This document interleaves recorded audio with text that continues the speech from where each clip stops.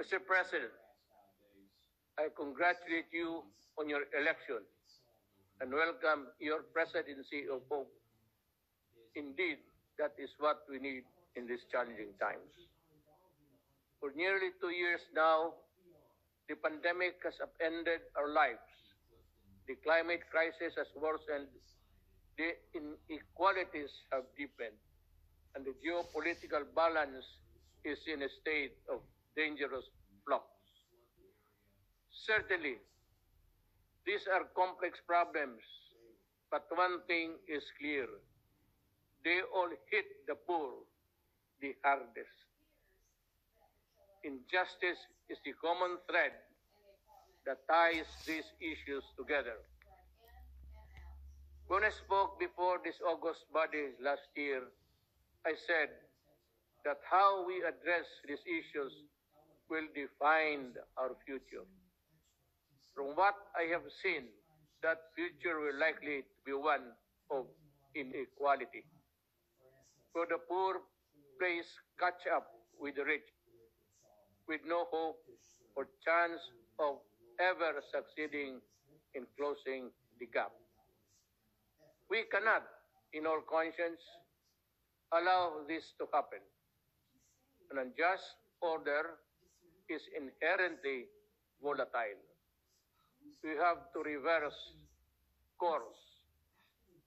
How then do we, as governments, reconcile our obligations to our own citizens with our responsibility to the rest of humanity?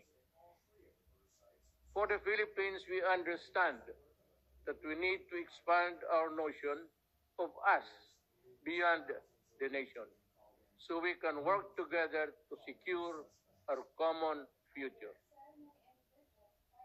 We recognize that only inclusive multilateralism can deliver the global public goods we need. And we believe that fairness, equality, and respect should always be the basis of our engagement with one another. Only with this can we correct the injustices that doom the downtrodden all over the world to a life of indignity, and for the thousands during this pandemic, certain death. Mr. President, the picture is bleak. It is a man-made drought of vaccines ravaging the poor countries. Rich countries hoard life-saving vaccines while poor nations wait for trickles.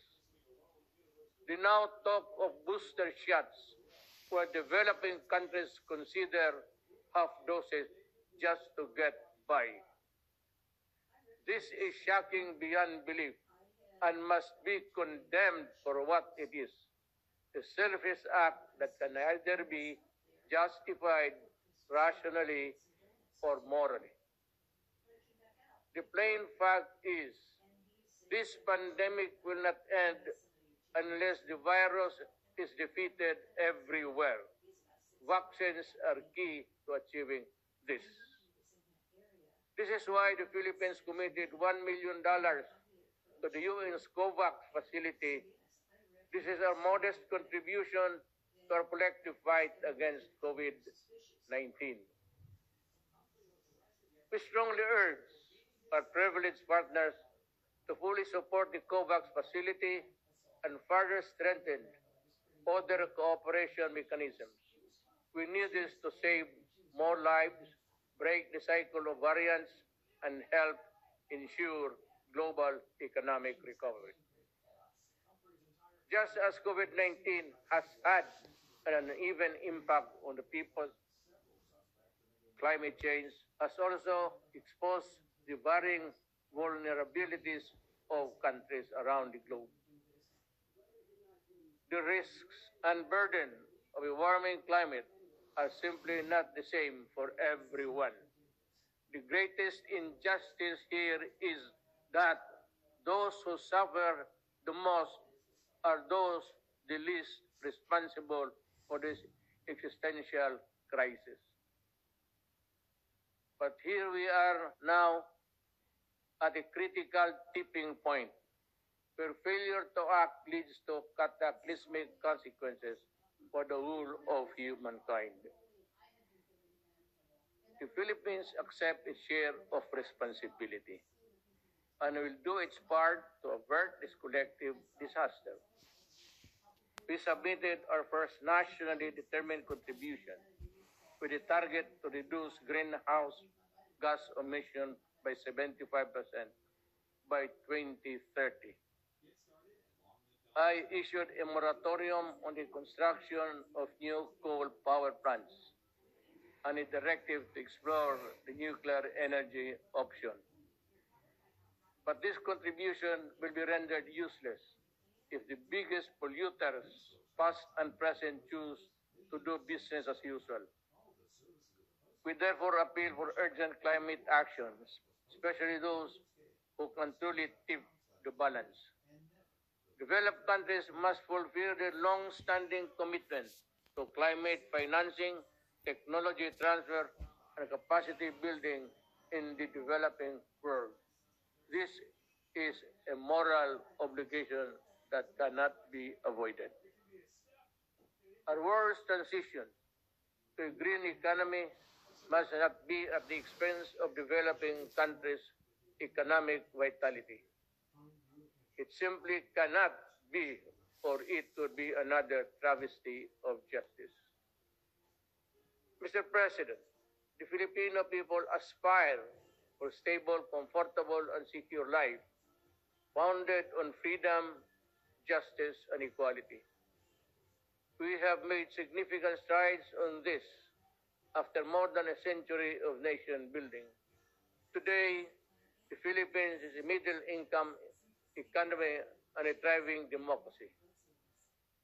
But difficult challenges remain. This we do not deny. Millions of Filipinos work abroad under the most difficult and inhumane of circumstances. We call for the abolition of all structures that allow exploitations and oppression of migrant workers.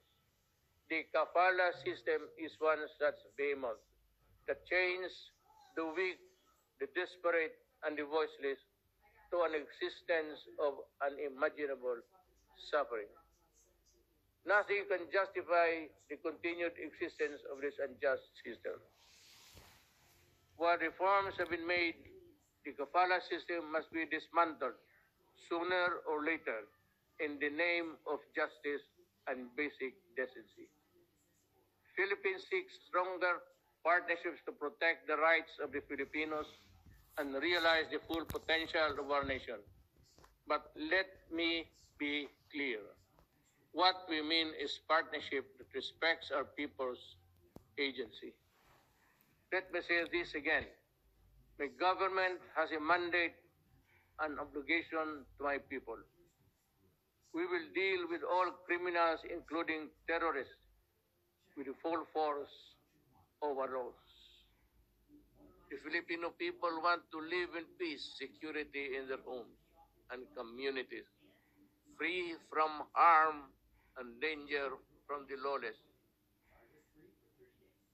But achieving this goal has not been without challenges. I say this in no uncertain terms. The law applies to all. I have instructed the Department of Justice and the Philippine National Police to review the conduct of our campaign against illegal drugs. Those found to have acted beyond bounds during operations shall be made accountable before our laws. We have recently finalized the United Nations, our joint program of human rights. This is a model for constructive engagement between a sovereign member state and the United Nations. Meaningful change to be enduring must come from within.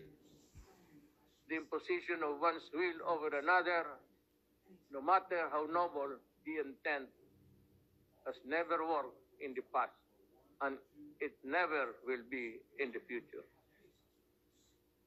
How many more countries shall be made to unravel and descend into chaos before the powerful heed the simple lesson? In dealing with complex problems in nation building, let us consider pragmatic approaches that square ideals with reality.